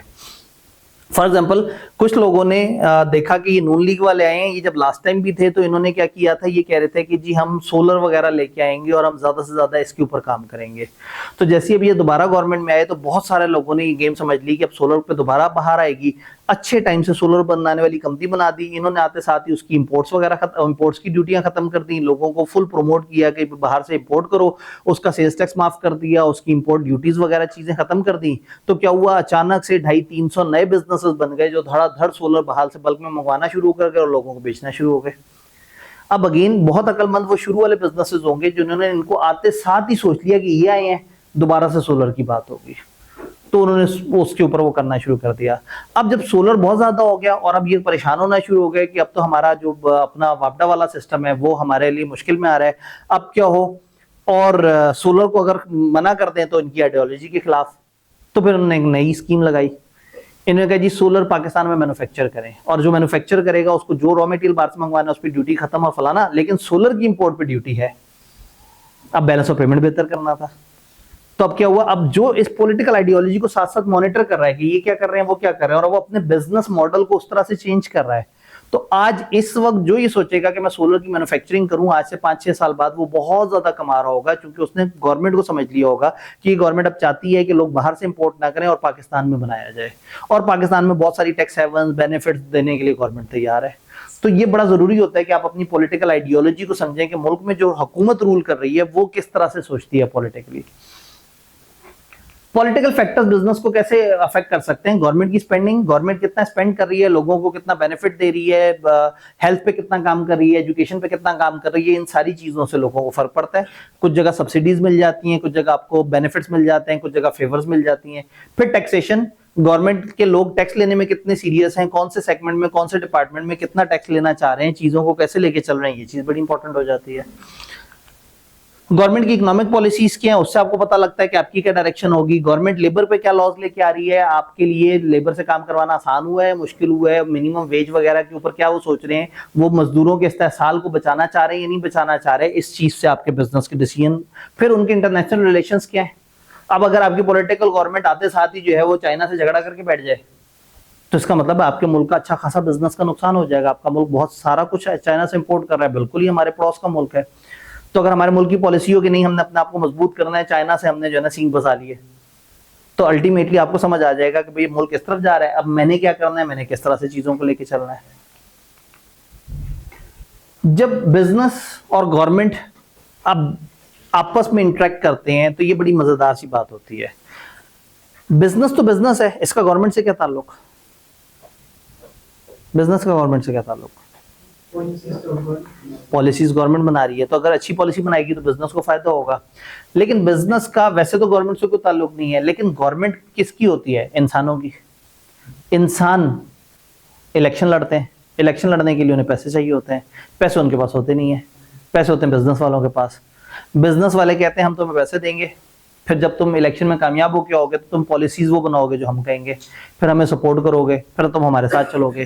तो फिर क्या होता है, आपको हर पॉलिटिकल पार्टी के पीछे कोई ना कोई बड़ा बिजनेस टाइकून नजर आ रहा होता है जो कि फुल फंड कर रहा होता है उनकी सारी कंपेन्स को।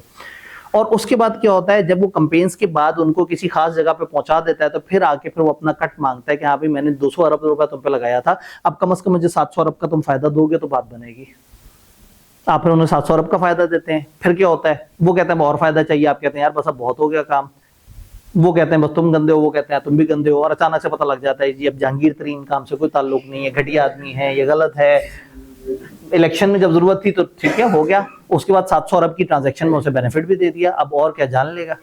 ऐसे थोड़ी होता है, लीडर हमारा निडर है, खुददार है, वो खास लेवल से ज्यादा तो नहीं वापस करता। तो अगेन पीपल्स पार्टी के पीछे आपको इन्वेस्टर नजर आ रहे होते हैं, नून लीग की मियां मंशा वगैरह, फिर ये मलिक रियाज पीपल्स पार्टी के एक जमाने में होता था, ये भी इस वक्त हमारी पसंदीदा जमात का इन्वेस्टर हुआ था। ठीक, इन्हें डोनाल्ड ट्रम्प। तो बिजनेस को पॉलिटिक्स चाहिए और पॉलिटिक्स को बिजनेस चाहिए। पॉलिटिक्स को बिजनेस क्यों चाहिए, इसलिए कि वो पैसा देता है, इसलिए कि वो मुल्क में एक्टिविटी करता है, इसलिए कि मुल्क में लोगों को एम्प्लॉयमेंट मिलती है, इसलिए कि मुल्क में निजाम चलता है, मुल्क में पैसा आता है, जीडीपी बढ़ता है। तो मुल्क में अच्छा बिजनेस होना हर पॉलिटिकल पार्टी की ख्वाहिश है, और अच्छे बिजनेसमैन होना भी सारे पॉलिटिकल लीडर्स की ख्वाहिश है। और पॉलिटिक्स क्यों चाहिए बिजनेस को, क्योंकि पॉलिटिक्स ने लॉ प्रूफ करना है, पॉलिटिक्स ने इनको सपोर्ट करना है, पॉलिटिक्स ने एस्टेब्लिशमेंट के निजाम को चलाना है, पॉलिटिक्स ने इनको बहुत सारे कॉन्ट्रैक्ट्स बहुत सारे बेनिफिट दिलवाने हैं। तो ये दोनों एक दूसरे के साथ साथ चलते हैं। अब ये एक दूसरे के साथ किस तरह से कोऑर्डिनेट करते हैं, समटाइम क्या होता है प्रेशर ग्रुप्स वगैरह और लॉबिंग वगैरह बनी हुई होती है, जैसे आप गवर्नमेंट के डिसीजंस को इन्फ्लुएंस कर रहे होते हैं, बहुत सारे लोग मिलकर इकट्ठे होकर और गवर्नमेंट को बार बार कन्विंस कर रहे होते हैं आपकी पॉलिसी गलत है, ये ऐसे नहीं होनी चाहिए, वैसे होनी चाहिए। तो आप देखते हैं जी वो ताजिर बरादरी का इत्तेहाद इकट्ठा हो गया और उन्होंने गवर्नमेंट से कहा कि आपका नया टैक्स हमें नामंजूर है, हम मार्केटें नहीं चलाएंगे जब तक आप ये टैक्स वापस नहीं ले लेंगे। तो इस तरह की हरकतें शुरू हो जाती हैं। कुछ इन्फ्लुएंसिंग अप्रोचेस क्या है, स्टेक होल्डर्स का कोलेशन हो जाता है। बिजनेस क्या करता है, एम्प्लॉय, स्टेक होल्डर, कस्टमर सबको कहता है कि यार देखो गवर्नमेंट क्या कर रही है, जरा उनको बताओ तो सही है उन्होंने क्या कर रहा है, इससे तो नुकसान हो रहा है, आपको भी नुकसान होगा, हमें भी नुकसान होगा, प्रेशर बिल्ड होना शुरू हो जाता है। समटाइम क्या होता है, एडवोकेसी, एडवर्टाइजमेंट करना शुरू कर देते हैं, आप एड्स देते हैं और इन एड्स में आप लोगों को बार बार ये इनडायरेक्टली बता रहे होते हैं कि गवर्नमेंट अच्छा नहीं कर रही और लोगों में एक अवेयरनेस क्रिएट करना शुरू कर देते हैं। समटाइम आप एसोसिएशंस वगैरह को यूज करते हैं, जी ट्रेड यूनियन है, ये ओवरसीज इन्वेस्टर्स हैं, ये चैम्बर ऑफ कॉमर्स है, सारे लोग मिलके और फिर गवर्नमेंट पे प्रेशर डालते हैं कि भाई आप क्या कर रहे हैं, टेक्सटाइल इंडस्ट्री मर जाएगी, आप क्या कर रहे हैं, आप क्यों लोगों से टैक्स ले रहे हैं, टैक्स लेंगे तो उसके बाद यहाँ पे बिजनेस एक्टिविटी नहीं हो सकेगी। तो होता ये कि गवर्नमेंट एक लेजिटिमेट टैक्स लेके आती है लेकिन सामने से सब इकट्ठे होकर आ जाते हैं और कहते हैं हमने नहीं देना। जैसे गवर्नमेंट कितने अरसे से सेल्स टैक्स, इनकम टैक्स के नाम पे एक स्टैंडर्ड टैक्स की बात कर रही है दुकानदार को कि भाई तुम अपनी दुकान की कैपेसिटी के हिसाब से 5 से 20 हजार के दरमियान हमें टैक्स दे दो। सेल्स टैक्स की मद में वो हजारों लाखों रुपया ले लेता है लेकिन गवर्नमेंट को सेल्स टैक्स नहीं पहुंचता, जबकि मेरी आपकी जेब से निकल चुका हुआ होता है। वो उस सेल्स टैक्स और उस अपनी सारी इनकम के ऊपर 5,000 महीना देने पे तैयार नहीं। और जब गवर्नमेंट ज्यादा इस तरह का टैक्स लगाती है, सड़कों पे आ जाते हैं, दुकानें बंद कर देते हैं, कहते हैं नहीं इस तरह से तो नहीं होगा, आप तो हमें डुबा दिया, तबाह कर दिया, बर्बाद कर दिया। तो फिर क्या होता है, फिर बिजनेसेस इस तरह के टैक्टिक्स यूज करके गवर्नमेंट को मैनिपुलेट कर रहे होते हैं।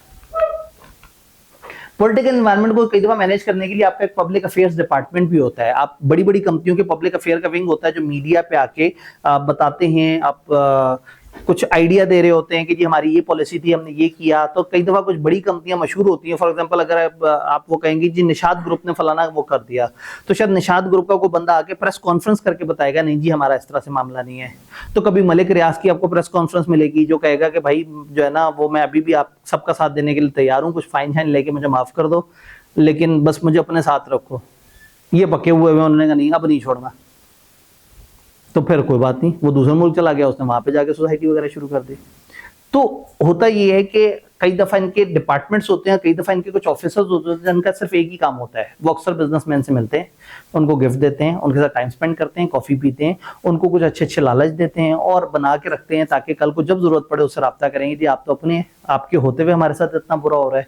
तो फिर वो इस तरह के लेवल पे, तो टिपिकल पब्लिक अफेयर एग्जीक्यूटिव जो स्पेंड करता है most of the day direct lobbying with politicians, host कर रहा होता है विजिट्स पॉलिटिशियंस की डिफरेंट कंपनी की लोकेशन के लिए और फंड रेजिंग एक्टिविटी और इस तरह के काम करता नजर आ रहा होता है जिससे वो लोगों को ज्यादा गैदर कर रहा होता है।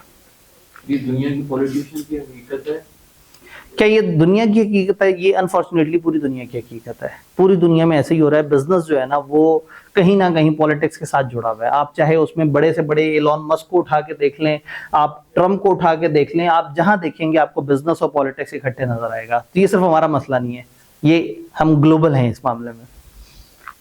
फाइनली चैप्टर जो आखिरी बात करता है वो स्पेक्ट्रम ऑफ पॉलिटिकल आइडियोलॉजी है। बोलते स्पेक्ट्रम ऑफ पॉलिटिकल आइडियोलॉजी और स्पेक्ट्रम दिखाते ही नहीं, तो मैंने एक ट्यूटर नोट के तौर पे एक स्पेक्ट्रम दिखाया हुआ है कि अलग अलग तरह की पॉलिटिकल आइडियोलॉजीज की अलग अलग थॉट होती है।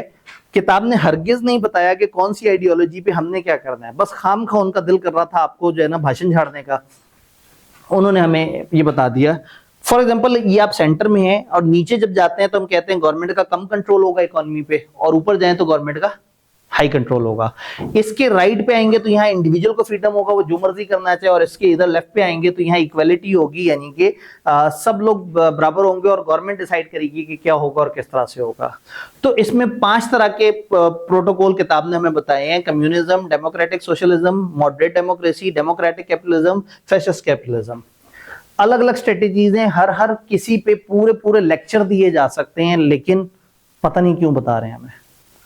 हम पॉलिटिक्स थोड़ी पढ़ रहे हैं, हम तो ये देख रहे थे कि पॉलिटिकल फैक्टर्स का बिजनेस के ऊपर क्या फर्क पड़ता है। वहां एक जुमला लिखा था कि आप ये देखें कि पॉलिटिकल आइडियोलॉजी कौन सी चल रही है मुल्क में, इस जुमले को दिल पे ले गए और आपको 5 तरह की पॉलिटिकल आइडियोलॉजी दुनिया में चलती है। ये बातें पढ़ के मजेदार हैं, किसी महफिल में बैठे हो तो आप अचानक से कह सकते हैं यार पाकिस्तान में तो डेमोक्रेटिक कैपिटलिज्म है ना, वो क्या कहें डेमोक्रेटिक कैपिटलिज्म, ये क्या होता है? आप कहेंगे ये देखो ना, इसमें जो है वो लो गवर्नमेंट कंट्रोल होता है, इसमें जनाब इंडिविजुअल फ्रीडम होता है, लेकिन ये उतना नहीं होता जितना फैसिस्ट कैपिटलिज्म में होता है। क्या यार ये चौकस आदमी है, इसको सारी बातें पता होती हैं। तो इस तरह की बातें करने के लिए तो मजेदार है। इस पेपर से इसका कोई बहुत ज्यादा डायरेक्ट कनेक्शन ये बना नहीं सके बेचारे। तो ये अलग अलग चीजें मैंने क्या की, मैंने स्पेक्ट्रम पे डाला है और इसमें हर जगह उसकी साथ छोटी छोटी सी डिस्क्रिप्शन दे दी है। किताब ने क्या किया, हमें एक टेबल दे दिया। इंटरेस्टिंगली इससे पहले जो एमएफए की किताब थी उसमें उन्होंने इन सबको हर हेडिंग के नीचे कुछ बुलेट्स डाली हुई थी। मैंने अपनी किताब में इस तरह का टेबल बनाया हुआ होता था। इस दफा जब किताब अपडेट हुई तो उन्होंने कहा ये टेबल वाला काम मजेदार है, मेरा टेबल चोरी कर लिया। असल में कुछ ऐसे अल्फाज थे जो मैंने किसी और जगह से नहीं उठाए थे, खुद से लिखे थे, तो मुझे उससे पता लग गया। तो बहरहाल अब ये टेबल है जिसमें उन्होंने क्या किया है, 5। और मजे की बात है मेरी तो प्रिंटेड किताबें भी मौजूद है 2 साल 3 साल पुरानी, और आईकेएफ की किताब भी प्रिंटेड या सॉफ्ट कॉपी में मौजूद है। तो आप देख सकते हैं वहां पे डिस्क्रिप्टिव फॉर्म में होता था और मुझे होता था डिस्क्रिप्टिव नहीं है, इसको इन फैक्टर्स की बेस पे हमें कंपैरिजन करना चाहिए। तो ये एक टेबल बना हुआ है जिसका मैं कुछ नहीं कर सकता, बस इस टेबल को आपने एक नजर देख लेना है। यानी कि अगर मैं कम्युनिज्म की बात करूं तो कम्युनिज्म को हम नॉर्मली एक्सट्रीम लेफ्ट रेडिकल्स भी कहते हैं, डिक्टेटोरियल सोशलिज्म भी कहते हैं। इसमें क्या होता है, हैंड्स ऑफ स्टेट में सारे मीन्स ऑफ प्रोडक्शन होते हैं, गवर्नमेंट करती है सारा कुछ, गवर्नमेंट ही प्रोड्यूसर है, गवर्नमेंट ही मेकर है, गवर्नमेंट ही डिसाइड करेगी कि उसने क्या बनाना है। लोग प्राइवेट एसेट्स नहीं रख सकते, प्राइवेट प्रॉपर्टी नहीं रख सकते। गवर्नमेंट लोगों की नीड्स के हिसाब से लोगों को चीजें सप्लाई करेगी। गवर्नमेंट बताएगी कौन कितना आटा खाएगा। अगर एक डॉक्टर है तो वो ज्यादा आटा नहीं खाएगा, एक मजदूर है तो कम आटा नहीं खाएगा। गवर्नमेंट देखेगी कि अगर दोनों बराबर वजन के हैं तो दोनों बराबर गंदम खाएंगे। जब सारा काम ही गवर्नमेंट कर रही है, कमाइयां भी गवर्नमेंट की है, खर्चे भी गवर्नमेंट के हैं, लोग तो सिर्फ एक वीडियो गेम खेल रहे हैं, तो वहां लोग लिटरली वीडियो गेम खेल रहे होते हैं और गवर्नमेंट ही सारी चीजों को कंट्रोल कर रही होती है। तो हम कहते हैं कि यहाँ पे प्रोडक्शन डिस्ट्रीब्यूशन जो है वो एज पर नीड्स ऑफ होगा। इंडिविजुअल को कोई फ्रीडम नहीं है, कंजम्पशन की भी चॉइस नहीं है। एक बंदा कहे मेरा पेट नहीं भरा, मुझे 2 रोटी चाहिए, वो कहेंगे ना काका आज नहीं, तुमने इतना ही खाना था। दुनिया में ऐसे ऐसे सिस्टम भी हैं जो एग्जैक्टली ये बताते हैं कि आप कंज्यूम कितना करेंगे। कौन 2 गाड़ियां रखेगा, कौन 1 गाड़ियां रखेगा, कौन गाड़ी रख ही नहीं सकता, साइकिल पे फिरेगा। जब सारे लोग बराबर हैं, जब गवर्नमेंट ने सारी गेम चलानी है, तो वो कहेंगे भाई तुम मजदूर बनोगे, तुम डॉक्टर बनोगे, तुम इंजीनियर। वो कहेंगे मैं मजदूर बना तो मैं कमाऊंगा कैसे? उन्होंने कहा तुम्हें भी वही रोटी मिलेगी जो इसे मिलेगी और उसको भी वही रोटी मिलेगी। बोल तो वो चला रहे हैं, तो सारा निजाम वो चला रहे होते हैं, वो अपने हिसाब से अपनी तरह से चीजें कर रहे होते हैं। इंडिविजुअल फ्रीडम ना होने के बराबर इगलिटेरियनिज्म होता है, एक क्लासलेस सोसाइटी होती है, सबके सब बराबर होते हैं, बस उनको जो गवर्नमेंट ने टास्क उनको लगाया होता है वो कर रहे होते हैं। तो वो बस एक रोबोट की तरह काम करते हैं और आके बैठ के कहते हैं कि यार मतलब जो ज्यादा काम कर रहा है उसको भी फायदा नहीं है, जो कम काम कर रहा है उसको नुकसान कोई नहीं। रिलीजन इधर ऑर्गेनाइज लेवल पे नहीं है, लेकिन थोड़ा बहुत रिलीजन इस कम्युनिज्म में अलाउड है। स्टेट के गोल जो है वो किसी भी तरीके से अचीव कर लेंगे, चाहे उनको बदमाशी भी करनी पड़ जाए। जब वो एक अपनी चीज मनमानी करवाना चाहेंगे तो कर सकते हैं। इनके कुछ की फीचर्स यहाँ किताब ने हमें नहीं बताए। इनके सपोर्टर्स और कंट्रीज जहां पे ज्यादा है उसके नाम साथ साथ वो देते गए। तो इसी तरह से हमने क्या करना है, हमने इस पूरे टेबल को इन सारे फैक्टर्स के हिसाब से पढ़ के एक रफ आइडिया बना लेना है कि ये वाले अप्रोच में होता क्या है। कब? जब हम पेपर दे चुके हो। किसी दिन बहुत मूड में हो तो बैठ के इसको पढ़िएगा, ताकि आप कहीं किसी महफिल में बैठे हैं तो आपको पता हो। अगर टीवी पे टॉक शो में किसी ने कह दिया कि फैसिज्म बहुत ज्यादा चल रहा है, या हम कम्युनिज्म की तरफ क्यों जा रहे हैं, हम डेमोक्रेटिक कैपिटलिज्म की तरफ क्यों नहीं आ रहे, तो आपको पता हो कि वो क्या बातें कर रहे हैं। तो ये जानकारी के लिए बहुत अच्छी बात है, लेकिन इसका बिजनेस से ताल्लुक हमारी किताब अनफॉर्चुनेटली स्टैब्लिश नहीं कर सकी। क्योंकि हमारी किताब पहले बता चुकी थी कि देखो कौन सी पॉलिटिकल आइडियोलॉजी, और फिर समझो कि तुम उस पॉलिटिकल आइडियोलॉजी में तुम क्या करोगे। तो ऐसे में जहां जहां गवर्नमेंट का कम कंट्रोल होता है इकोनॉमी पे, वहां बिजनेस को ज्यादा फायदा होता है, और जहां गवर्नमेंट का ज्यादा कंट्रोल होता है वहां बिजनेस सफर करते हैं। जहां इंडिविजुअल के पास ज्यादा फ्रीडम होता है बिजनेस फायदा उठाते हैं, और जहां सारे बराबर होते हैं वहां बिजनेस को कोई इतना ज्यादा फायदा नहीं हो रहा होता, वहां आवाम को फायदा हो रहा होता है। तो that was all about politics जिसमें हमने बात की। तो ये थे हमारे पूरा का पूरा पेस्टल, यानी कि ये 6 टॉपिक जिसमें से 3 टॉपिक चैप्टर 1 में हैं, 3 टॉपिक PES चैप्टर 1 में है जो हमने अभी ब्रेक के बाद किया। TEL जो है वो थे उसमें सेकंड चैप्टर में जो हम लोगों ने ब्रेक से पहले किया था। सबसे ज्यादा आईकेएफ ने सवाल टेक्नोलॉजिकल में से पूछे हुए हैं। उसके अलावा आईकेएफ के लिए सबसे आसान ही होता है कि एक बड़ा सवाल बना दे और उस बड़े सवाल में सब कवर हो जाए, तो वो उसके अंदर कवर हो जाता है। बाकी जो लोग लेट आए थे उनको, वो लोग जो जल्दी आए थे वो बताते हैं कि हमारी क्या डिस्कशन हुई थी। तो वो बताते वक्त मैं सामने हुआ तो फिर तो टाइम तो बचा ही नहीं, तो मैं भाग जाता हूँ। तो जो लोग मौजूद हैं उन्हें, जो नहीं मौजूद थे उनको बताना है कि हमारी क्या डिस्कशन हुई है, किस तरह से। और अगेन एक अनसर्टेनिटी जो कि मैसेज पे शाम रात तक जो है वो पुलिस वाले हमें क्या बताते हैं, कैसे बताते हैं, उस हिसाब से हम थोड़ा सा चल रहे होंगे। तो मैं हमेशा जो है ना safer keep them satisfied approach का हमेशा ज्यादा हामी हूँ। कि ठीक है भाई अच्छा साफ सुथरा काम कर रहे हैं पढ़ाई वाला, उसके बाद पता लगे थाने बैठे हुए हो। ठीक है कि जी वो टीचर को बहुत पढ़ाने का शौक था, बच्चों को बुला के बच्चे भी थाने और टीचर भी थाने।